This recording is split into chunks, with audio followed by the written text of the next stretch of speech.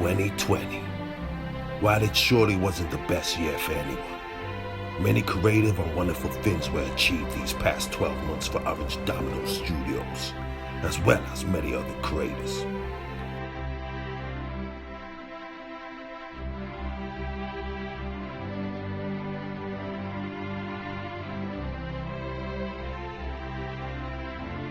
From the Wild West to vigilantes to podcasts, creators thrive through these quarantine times.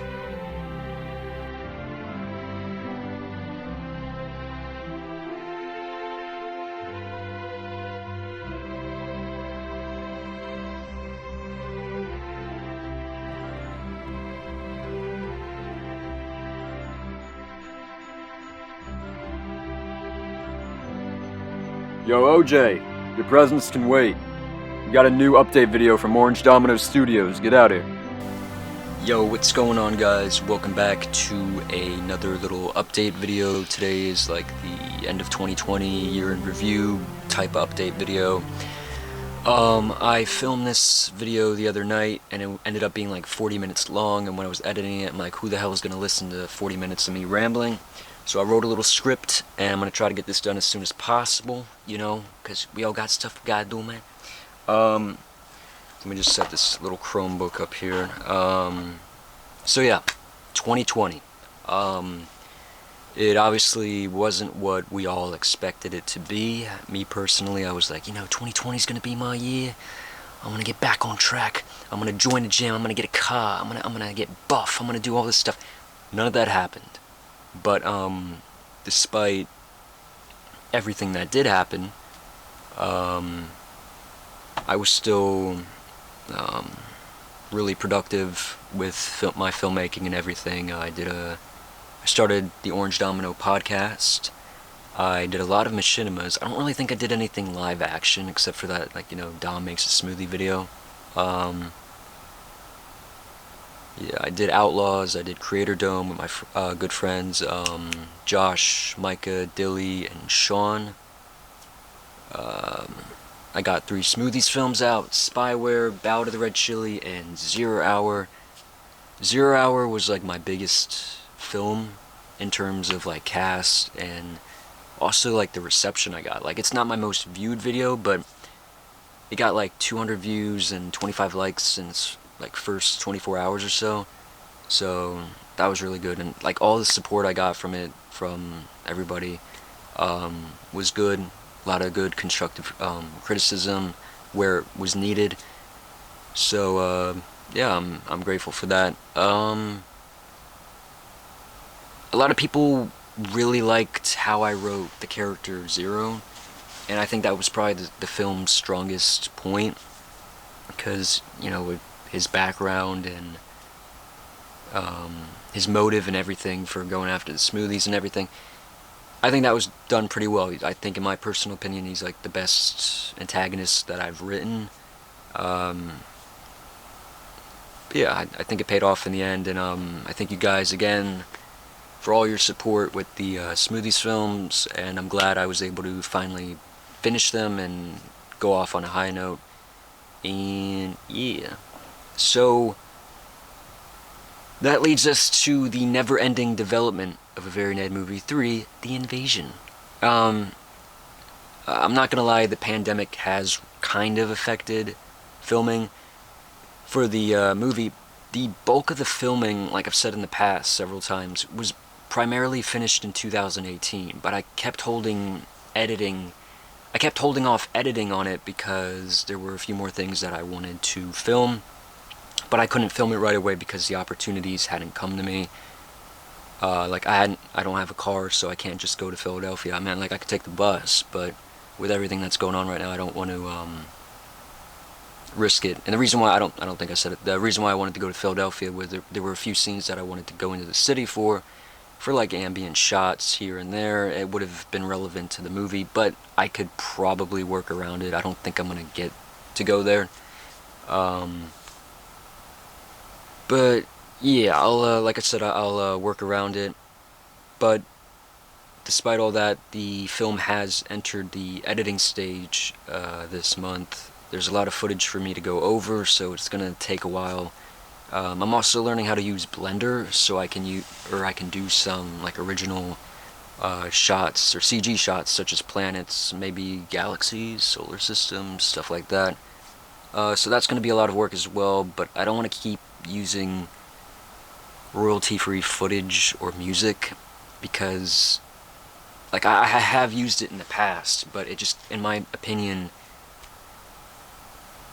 sometimes when you hear a song, it just screams royalty-free, and that kind of makes it inconsistent with the film, as well as it just kind of makes it cheap, in my opinion. So for the most part, for the future, I will try to do, original footage. If I'm going to use CG or whatever, I'm going to try to make it myself. As for music, at least for the next 2 projects anyway, my cousin and I are going to collaborate again. I'm going to use some of his music, and as well as make some of my own. And I've downloaded this app on my phone called Weber. I don't know how to pronounce it, but hold on, let me get it ready. It's actually really cool, and I can kind of make like ambient soundtracks with it. So it's like a little demo.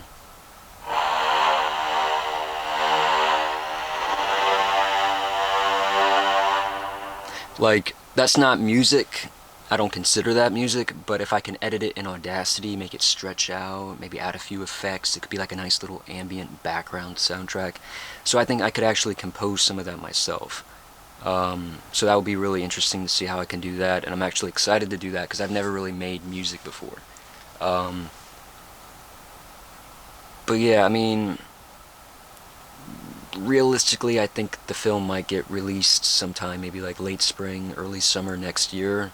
It'll definitely come out next year, but for the meantime, I'll give you guys this little screenshot teaser to keep you guys held over. And this kind of segues into a different topic that I wanted to discuss, which is all the camera equipment I got this year for future projects. I got a brand new Sony Handycam AX53 4K camcorder, which I'm filming on right now.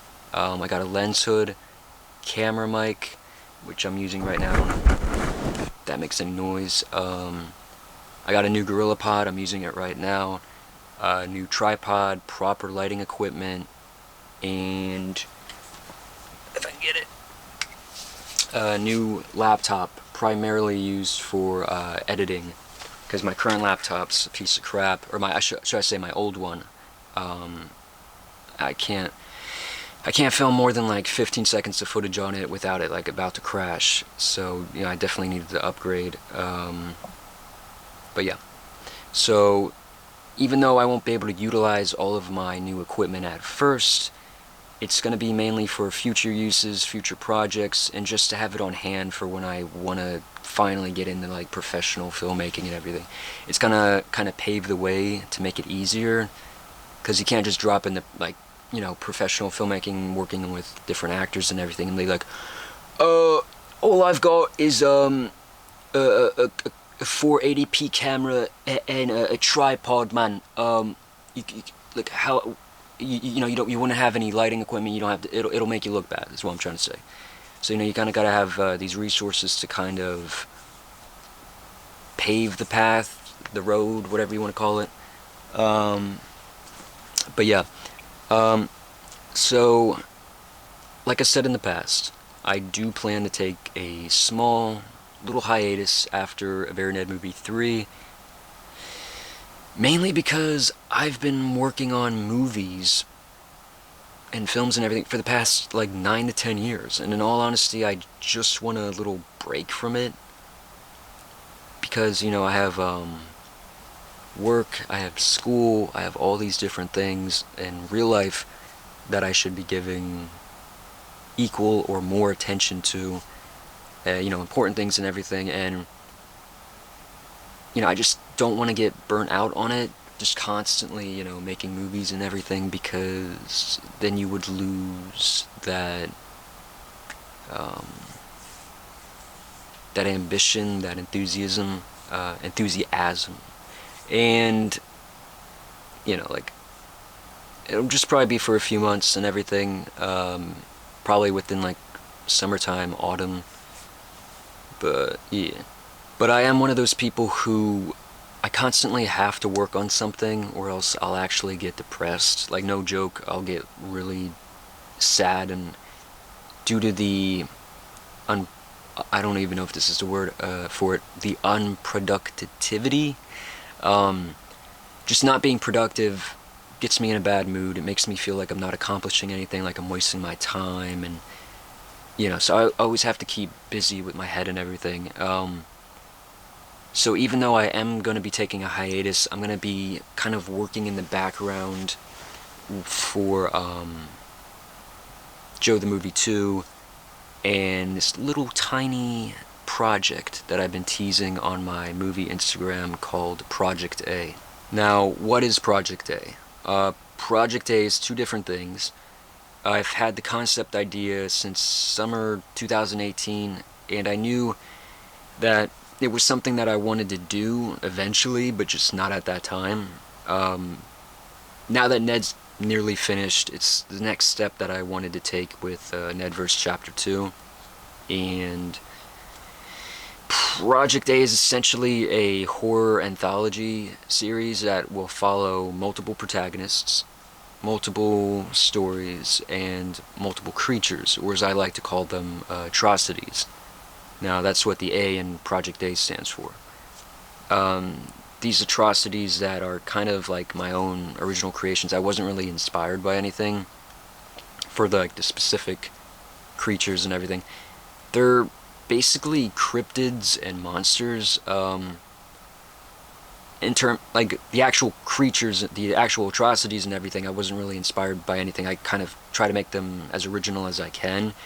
But the themes of the stories that I want to kind of get out there are inspired by, like things like Lovecraft, SCP Foundation, and stuff like that. But obviously I won't be able to go full-fledged Adobe After Effects right off the bat to animate the atrocities or anything. I'll probably start off small with something like practical effects and leave it up to the viewer's imagination, kind of like how spoiler alert for the ending of The Lighthouse, when Robert Pattinson sticks his hand into the light. You don't see what's in the light, so you kind of have to imagine your own thing. Like, is it a creature? Is it like some kind of Lovecraftian horror? In short, the unknown. That's what I really want to kind of dwell into, kind of like cosmic horror and everything, and just kind of see what I can do with it, because that, there's different types of horror out there. There's like slasher horror, paranormal horror, and all different kinds of things. But to me personally, the fear of the unknown, like out in the cosmos, the under the ocean, like in the ocean and everything, that's the type of stuff that kind of creeps me out a bit. So I want to try to do something with that. Now, Project A is the unofficial code name for the overall project of the atrocities, and I'll come up with an official title soon to differentiate it from the second definition of Project A. Now, the other definition of Project A is it's the name of a audio miniseries that I wanted to do. I can't say too much about it, but all I have going right now is that it probably be like a 5-episode miniseries, and it'll probably be about a professor at a university sometime like in the the 1960s or 1970s, and I plan to make it like a found footage type of miniseries, although I guess you could say found audio, because there's not going to be any footage to it. It would be just like audio tapes, audio logs, or something you'd find like in like if you ever played the video game series, the Batman Arkham stuff, in like the character bios and everything, they have like little audio tapes that you can play, like if they're being interrogated or interviewed in Arkham Asylum, Arkham City, stuff like that. And that kind of partially inspired me to want to do something that was audio, because that's not usually something I do. It's like all film and video and everything. So I think it's going to be something different to do for my projects and everything, but I want to do that to get like experience with audio design and everything, because you know there's not going to be any visual references or anything. It's going to be all audio, so I have to make up like sound effects. I have to make these characters and everything. Kind of like, I don't know exactly how I'm going to do it, but I think I should just or one thing I have been doing is like reading a lot of like audiobooks, and like I said, I've been inspired by the Arkham games and everything to kind of make these audio files and everything. So that will be fun to do. I look forward to doing that. That'll probably come out in 2022. And to keep everything in connection with each other, some atrocities will be appearing in live action during Joe the Movie 2. And I look forward to doing all that next year. But right now, in the meantime, like I said, I'll be working on AVNM Movie 3. But in the meantime, I'm going to be showing you all a little teaser that I made for Project A. So I'm going to play that right now. Hope you enjoy.